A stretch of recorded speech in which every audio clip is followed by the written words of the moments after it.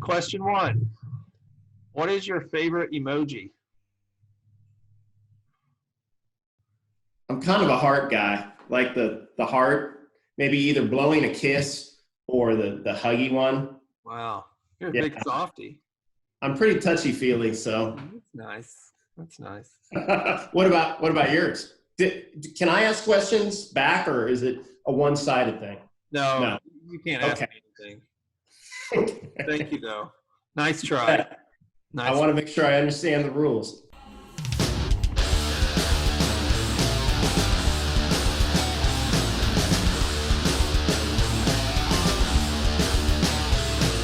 Speaking of romance, I wanted to ask, how did you get into playing saxophone?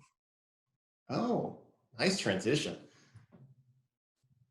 That's a fun story too, Brett.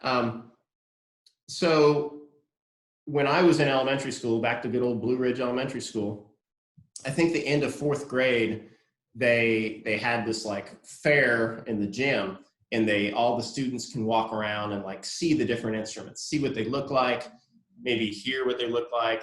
I don't remember blowing on different instruments. Hopefully that Yeah. pretty gross today, but so and I think pretty quickly I set my heart on saxophone. I mean, I had grown up listening to lots and lots of music. My parents just loved to listen to music, and especially lots of 50s and 60s music. And so, I mean, my dad always used to say, what would a 1950 song be without a saxophone in it? You just don't hear it. And so I pretty quickly had my heart set on playing saxophone. And the band director, though, was trying to push everybody to play clarinet. And then like maybe some of the kids in middle school would be able to move up to saxophone. And my parents really went to bat for me and put their foot down and said, no, he wants to play saxophone and he's going to play saxophone. I don't remember how the conversation went. They went to bat. And so I got a saxophone and started playing saxophone in fifth grade. Tell me a story about your favorite elementary school teacher. Oh man, that's easy. And the cool thing is that she's Facebook friends with me. Oh, nice. Okay, good. And she might see this. Say again? So she might see this. I think there's a good chance that she will see this. She was my fifth grade teacher at Blue Ridge Elementary School in Raytown, Missouri. And it would have been 1986-87 was the school year. And so her name is Nora Spigarelli. And so that's a name that we hear often around Pittsburgh and Frontenac. And so she married a gentleman from Frontenac, and so she's a Spigarelli by marriage. But she actually grew up in Southeast Kansas and in the Frontenac area, and so she has since retired back to this area. And we see each other on Facebook and we talk, but I have not seen her in person for probably over 30 years. But she's a dear lady, and she made a big impression on me. I think that's probably definitely the year that sticks out the most in my head as far as elementary school goes.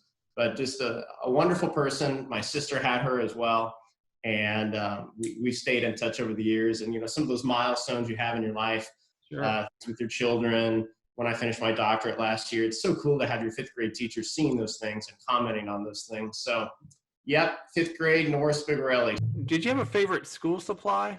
Like when you go out, you get your list, you're going to the Walmart or wherever to get school supplies, and you couldn't wait to get something. Yeah, it's funny when you mention that, and like the school boxes I had, Brett, are running through my head like it was yesterday. Yeah. I mean, that was really exciting to be able to go and buy that stuff with my mom. And I don't even remember where we'd go to buy it. I mean, there wasn't, in the 80s, there wasn't a Walmart that I recall ever going to. The first Walmart I ever went to was in Pittsburgh. But, really? Okay. I recall school supplies and school boxes. I'd have to say, what kind of school box you're going to get that particular year. Sure. That's pretty exciting. And I actually have several of my school boxes still. What? Yeah. The CDs. In my parents' attic. And like we collect stickers. There were these little scratch and sniff stickers. I don't know if you remember those. Oh, And sure. Yeah. so it was plastered, I had all these scratch and sniff stickers plastered all over it. So school boxes were pretty exciting. And then I think when I got into junior high, I got pretty excited about these. They're called Trapper Keepers. Oh, I was going to say, did you have a Trapper Keeper? I did. Yeah. I had a Trapper Keeper. So that was pretty cool. And then for some reason, when I think of Trapper Keeper, I think of this type of shoe that I had. Have you ever heard of the type of shoe called KangaROOS or Roos? No, I don't think so. So this would have been in like the mid 80s. And there was this new sort of shoe that came out. It was called Roos or KangaROOS. And you had a little Velcro pocket on the side and you could store stuff in the pocket. In your shoe. So lunch was $1. And so I'd stick my dollar bill in my KangaROOS, and man, it was the coolest. But then it's kind of awkward, and you have to bend over to get your lunch money. Like it was, it was better to get it out in advance of the lunch line. Okay, last question. Yeah. What's the secret to great hair? Well, you're coming to the right person. I mean, there's somebody else who might think that you should talk to. No, I'm coming to the best. Coming to the best. Brett, you know about great hair too, buddy. And I don't have much anymore. You're very humble, but your hair has natural body. I mean, people pay big money to get hair that has body. Yeah. And I saw your hair before the COVID cut. Sure. And I mean, you got great hair. So I don't know. I guess I got some lucky genetics, man. Yeah.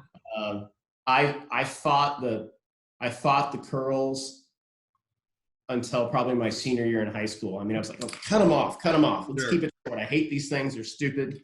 And then finally, maybe it was my mom. I don't know. Somebody said, John, girls like curls. Mm-hmm. Really? Sure. Okay, well, maybe I'll embrace these things. Jolly good show.